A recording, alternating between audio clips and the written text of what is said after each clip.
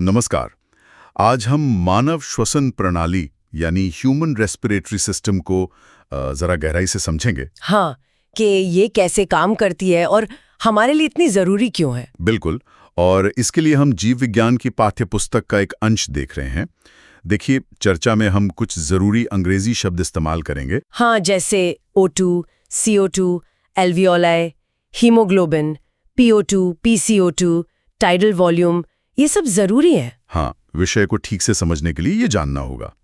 तो सबसे पहले ये श्वसन आखिर जरूरी है क्यों? देखिए, सीधी सी बात है, हमारे शरीर की हर कोशिका, हर सेल को ऊर्जा चाहिए। और स्रोत यही बताता है कि कोशिकाएं ये ऊर्जा O2 मतलब ऑक्सीजन का इस्तेमाल करके ग्लूकोज जैसे अणुओं को तोड़कर पाती हैं। सही, और इसी प्रक्रिया में वो CO2 यानी कार्बन डाइऑक्साइड भी बनती है, जो शरीर के लिए अच्छी नहीं है, हानिकारक है। तो फिर लगातार O2 अंदर लेना और CO2 को बाहर निकालना, ये तो जीवन के लिए अनिवार्य हो गया। हाँ बिल्कुल, इसी अदला बदली को ब्रीदिंग कहते हैं। अच्छा। और ये प्रक्रिया मतलब हर जीव में एक जैसी नहीं होती। जैसे स्पंजेस जैसे जो सरल जीव हैं, हाँ। वो तो डिफ्यूजन मतलब विसरण से ही गैस बदल लेते हैं। केंचुए अपनी नम त्वचा मॉइस्ट क्यूटिकल से, कीड़े अपनी ट्रैकियल ट्यूब्स से। हाँ, वो पतली नलियों का जाल होता है ना। हाँ वही। और पानी में रहने वाले ज्यादातर जीव अपनी गिल्स यानी गलफड़ों से। हम जैसे जमीन पर रहने वाले कशेरू की वर्टिब्रेट्स तन का इस्तेमाल करते हैं। इसे पल्मोनरी रेस्पिरेशन कहते हैं ना। बिल्कुल। और एक मजेदार बात यह है कि मेंढक जैसे कुछ उभयचर एम्फीबियंस, वो अपनी त्वचा से भी सांस ले सकते हैं। क्यूटिनियस रेस्पिरेशन कहते हैं इसे। अच्छा, ये तो वाकई दिलचस्प है। तो अब अपने मानव श्वसन तंत्र पर आते हैं। हाँ। हवा कैसे अंदर जाती है? देखिए, हवा हमारी नाक नॉस्ट्रिल से अंदर आती है, फिर नेजल पैसेज, फिर फेरिंग्स जो जैसा आपने कहा भोजन और हवा दोनों का रास्ता है, फिर लैरिंग्स यानी हमारा साउंड बॉक्स, और फिर ट्रेकिया में। हाँ, ट्रैकिया।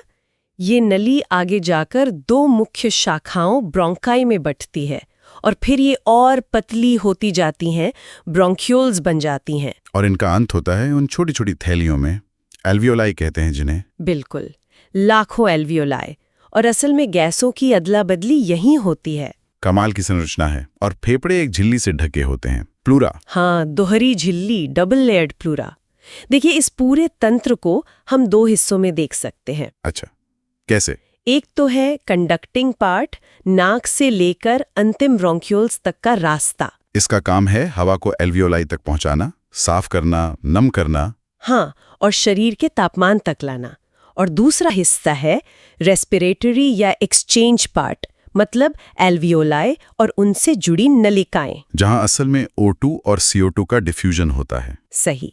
और हमारे फेफड़े वो छाती में एक हवाबंद कक्ष, थोरैसिक चेंबर में सुरक्षित रहते हैं। हाँ, जो पसलियों, स्टर्नम, रीढ़ की हड्डी और नीचे डायफ्राम से बनता है। बिल्कुल।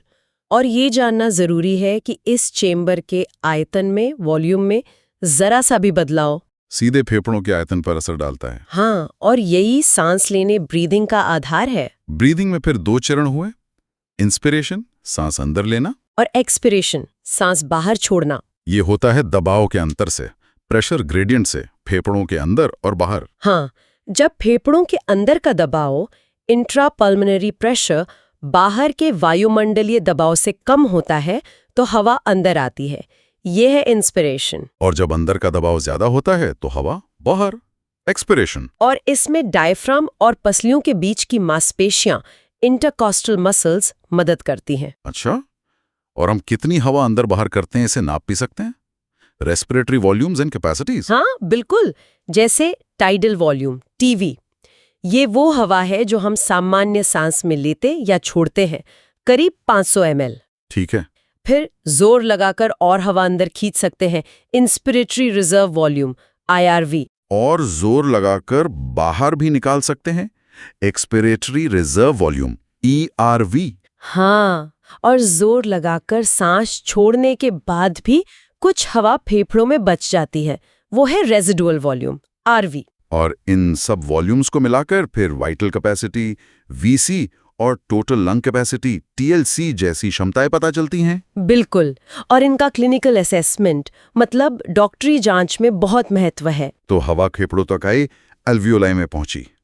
अब गैसों का विनिमय, एक्सचेंज ऑफ गैसेस, ये कैसे? ये डिफ्यूजन से होता है, एल्वियोलाई और खून के बीच, और फिर खून और ऊतकों, टिश्यूज के बीच। और ये निर्भर करता है पार्शियल प्रेशर ग्रेडियंट्स पर, PO2 और PCO2 पर। हाँ, मुख्य रूप से। गैस हमेशा ज्यादा दबाव से कम दबाव की तरफ जाती है। अच्छा, तो इसी वजह से O2 एल्वियोलाई से खून में और खून से ऊतकों में जाती है। और CO2 उल्टी दिशा में, ऊतकों से खून में और खून से एल्वियोलाई में। ठीक है, अब ये गैसें खून में सफर कैसे करती हैं? Transport of gases. ज्यादातर O2, करीब 97%, खून की लाल कोशिकाओं RBCs में मौजूद हीमोग्लोबिन से जुड़कर जाती है, ऑक्सी हीमोग्लोबिन के रूप में। एक हीमोग्लोबिन अणु वो 4 O2 अणु ले जा सकता है। हाँ, अधिकतम 4। CO2 का सफर थोड़ा अलग है। लगभग 70% तो बाइकार्बोनेट आयन के रूप में जाती है। अच्छा। करीब 20-25% हीमोग्लोबिन से जुड़कर कार्बन मोनो हीमोग्लोबिन के रूप में, और बाकी बची हुई प्लाज्मा में घुल जाती है। इसमें एक एंजाइम भी मदद करता है, कार्बोनिक एनहाइड्रेस। हाँ, वो बाइकार्बोनेट बनने और टूटने में बहुत महत्वपूर्ण है। और देखिए, हीमोग्लोबिन कितनी कसकर O2 को पकड़ेगा, ये कई बातों पर निर्भर करता है। जैसे कि PO2, PCO2। हाँ, और H+ आयन की सांद्रता, तापमान, इसे एक वक्र ऑक्सीजन डिसोसिएशन कर्व से दिखाते हैं। और इस पूरी सांस की प्रक्रिया का नियंत्रण, रेगुलेशन ऑफ रेस्पिरेशन, ये कैसे होता है? इसका मुख्य केंद्र हमारे मस्तिष्क के मेडुला भाग में है, रेस्पिरेटरी रिदम सेंटर। और पौन क्षेत्र में भी एक केंद्र है, न्यूमोटैक्सिक सेंटर। सकता है, मेडुला में ही एक कीमोसेंसिटिव एरिया है जो CO2 और H+ आयनों के प्रति बहुत संवेदनशील है। तो अगर खून में CO2 बढ़ती है तो ये संकेत भेजता है कि सांस तेज करो। बिल्कुल, ताकि ज्यादा CO2 बाहर निकल सके। दिलचस्प बात यह है कि सांस के नियंत्रण में O2 की भूमिका उतनी महत्वपूर्ण नहीं है। अच्छा, आखिर में कुछ श्वसन संबंधी समस्याएं, डिसऑर्डर्स ऑफ रेस्पिरेटरी सिस्टम भी बताई गई हैं। हाँ, जैसे एस्थमा, जिसमें ब्रोंकी और ब्रोंक्यूल्स में सूजन आ जाती है, सांस लेने में तकलीफ होती है। हाँ, फिर एम्फीसीमा, जिसमें एल्वियोलाई की दीवारें खराब हो जाती हैं, अक्सर धूम्रपान से। और ऑक्यूपेशनल रेस्पिरेटरी डिसऑर्डर्स, वो धूल भरे उद्योगों जैसे खदानों में काम करने से होते हैं। धूल फेफड़ों में जम जाती है, फाइब्रोसिस हो सकती है। तो आज हमने मानव श्वसन प्रणाली को काफी करीब से देखा। ये वाकई एक अद्भुत प्रणाली है। हाँ, कैसे ये लगातार O2 अंदर लेती है और CO2 बाहर निकालती है ताकि हमारी कोशिकाओं को ऊर्जा मिलती रहे। हमने इसकी बनावट, काम करने का तरीका, गैस परिवहन नियंत्रण और कुछ बीमारियां भी समझी, जिसमें haemoglobin, alveoli, PO2, tidal volume जैसे अंग्रेजी शब्द भी शामिल थे। और ये सोचना भी दिलचस्प है कि ये प्रणाली शरीर की बदलती जरूरतों के हिसाब से कितनी सटीकता से काम करती है। हाँ, बिल्कुल। और जाते जाते एक विचार छोड़ जाते हैं। स्रोत में अल्फोंसो कॉर्टी का जिक्र है, जिन्होंने कान के अंदर सुनने के लिए जरूरी ऑर्गन ऑफ कॉर्टी खोजा था। अच्छा, ये हमें याद दिलाता है कि हमारा शरीर कितनी जटिल संरचनाओं से बना है। क्या पता शरीर की ऐसी ही और कितनी अनजानी गहराइयों में भविष्य की खोजें छिपी हों।